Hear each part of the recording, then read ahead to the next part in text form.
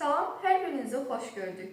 Lənkəran rayon Yuxarı Nüvədi kənd Mais Mirzəcanov adına tam orta ümumi təhsil məktəbinin radio qovşağı efirdədir. Aparıcınız mən 7B sinif şagirdi Əhmədzadə Leyla və mən 9A sinif şagirdi Məmmədova Aya. Bugünkü mövzumuz Azərbaycan milli istiqlal şairi Əhməd Cavadın doğum gününə və beynəlxalq əlillərin hüquqlarının müdafiəsi gününə həsr olunub. Əhməd Cavad 1892-ci il may 5-də Gəncə qəzasının Şəmkir dairəsi Seyfəli kəndinin Mehrəməli tirəsində ruhani ailəsində dünyaya gəlmişdir. Atası Məmməd Əli Axund olub. Azərbaycanın görkəmli tarixi simalarından biri kimi tanıdığımız Cavadxan Axund Məmməd Əlinin atası ilə yaxın idi və ailədə həmişə onun haqqında xoş söhbətlər gedərdi. Mərdliyi, igidliyi, xalq yolunda qəhrəmanlıqla həlak olması dönə-dönə xatırlanır. Elə bu hörmət və ehtiramın əlamatı kimi Axund Məmməd Əli oğlunun adı Cavad qoyulmuşdur. Cavad 5 yaşına çatmamış atası dünyasını dəyişdi. O, anası Yaxşı xanın ümidinə qaldı. İlk təhsilini Molla məktəbində almış, 3 il orada oxumuşdur. Sonraki təhsilini Gəncədə Müsəlman Ruhani Seminariyasında almışdı və oranı bitirmişdi. Həmin ildə Şəmkir, Gədəbəy, Zaqatala və Gəncədə fasilələrlə dərs demişdi. Birinci Cahan müharibəsi başlayanda müharibəyə getmiş, 4 il cəbhədə müxbir, xeyriyyə cəmiyyətinin üzvü, katibi, bəzən də sədr müavini kimi fəaliyyət göstərmişdi. 1958-ci ildə Əhməd Cavadın şeirlər, 1961-ci ildə Sən ağlama, mən ağlaram kitabı çap olunur. Seyfəli məktəb və uşaq bağçalarının açılması, könüllü tikilməsi Əhməd Cavadın adı ilə bağlıdır. Təsadüfi deyil ki, Mikail Müşfiqin Könüllü kəndində şeir qoymuş, oranı Cavad kənd kimi təsvir etmişdir.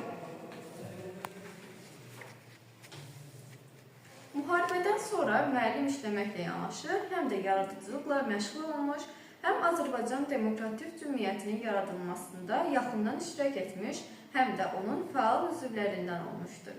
Əhməd Cavad 1920-ci ildə Quba qəzasının Xulub kəndində müəllim təyin olunur.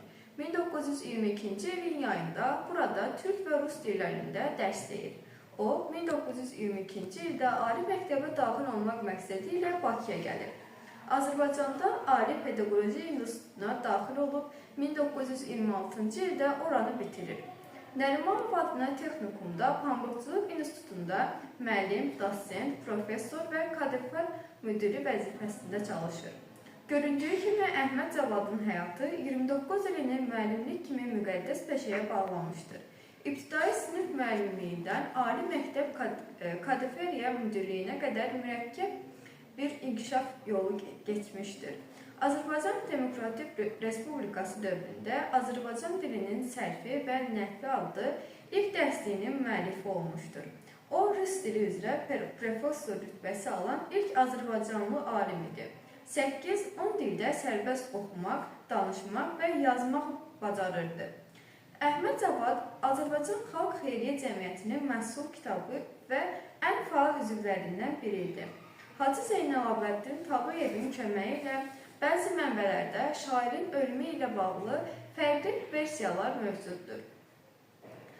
Azərbaycan Respublikası Nazirlər Kabinetinin 7 may 2019-cu il tarixli 2011 nömrəli qərarı ilə Əhməd Cavad Azərbaycan Respublikası əsərləri dövlət varidatı elan edilən müəlliflərin siyahısına daxil edilmişdir. Mayın 5-ni dünya ictimaiyyəti beynəlxalq əlillərin hüquqlarının müdafiəsi gününü qeyd edir. Bu tarix 1992-ci ilə təsadüf edir. Mayın 5-də Avropanın 17 ölkəsində əlilliyi olan insanlar eyni vaxtda əlilliyi olan insanlar üçün bərabər hüquqlar uğrunda fiziki, əqli və hissiyyat çatışmazlığı olan insanlara ayrı-seçkiliyə qarşı mübarizə günü keçirirdilər. Həmin vaxtdan belə tədbirlər ənənəvi hal alıb və mayın 5-də də keçirilir. Bu günün məqsədi geniş ictimaiyyətin diqqətini əlilliyi olan insanların hüquqlarının müdafiəsi ilə bağlı problemlərə cəlb etməkdir. Ümumdünya Səhiyyə Təşkilatının hesablamalarına görə dünyada 1 milyarddan çox insan Bu və ya digər formada əlilliyə malikdir ki, bu da dünya əhalisinin təxminən 15% ilə bərabərdir. Bunlardan 100 milyondan çoxu əlilliyi olan uşaqlardır. Azərbaycan Respublikası 2008-ci ildən BMT-nin əlilliyi olan şəxslərin hüquqları haqqında konvensiyaya qoşulmuşdur. 2018-ci ildə əlilliyi olan şəxslərin hüquqları haqqında Azərbaycan Respublikasının qanunu qəbul olunmuş, müvafiq hüquqi normativ sənədlərdə dəyişikliklər və əlavələr edilmişdir. Prezident İlham Əliyevin imzaladığı fərman və sərəncamlar 2023-cü il üzrə yeni sosial islahat paketi çərçivəsində əhalinin rifahının yaxşılaşdırılması istiqamətində mühüm dəyişikliklər olmuşdur. Əlilliyi olan şəxslərin hüquqlarının qorunması ölkəmizdə aparılan sosial siyasətin əsas istiqamətlərindən biridir. Prezident İlham Əliyevin sosial müdafiə sahəsinə, həssas qruplara xüsusi diqqət və qayğısı əlilliyi olan şəxslərin də sosial təminatı, onların tibbi sosial reabilitasiyası və cəmiyyəti inteqrasiyası sahəsində tədbirlərin ildən ilə güclənməsinə imkan verir. Azərbaycan 2006-cı ildə əlilliyi olan şəxslərin hüquqları haqqında BMT-nin konvensiyasına qoşulub və ölkəmizdə konvensiyadan irəli gələn öhdəliklər uğurla yerinə yetirilir. 31 may 2018-ci ildə qəbul olunan əlilliyi olan şəxslərin hüquqları haqqında Azərbaycan Respublikası qanunu əlilliyi olan şəxslər barəsində dövlət siyasətinin əsaslarını və onların hüquqlarının müdafiəsi sahəsində dövlətin vəzifələrini müəyyən edir. Qanun əlilliyə səbəb olan risklərin əlillik əlamətlərinə görə ayrı-seçkiliyin bütün formalarının aradan qaldırılmasını, əlilliyi olan şəxslərin reabilitasiyasını, cəmiyyətin həyatında tam həcmdə iştirakını və sosial inteqrasiyasına şərait yaradılmasını, onlara aid strategiya və proqramlara daxil qərarların qəbulu prosesinə fəal cəlb olunmasını, əlilliyi olan şəxslərin hüquq və azadlıqlarının tam bərabər səviyyəyə həyata keçirilməsini, onların şərəf və ləyaqətinin müdafiəsi sahəsində yaranan münasibətlərini tənzimləyir.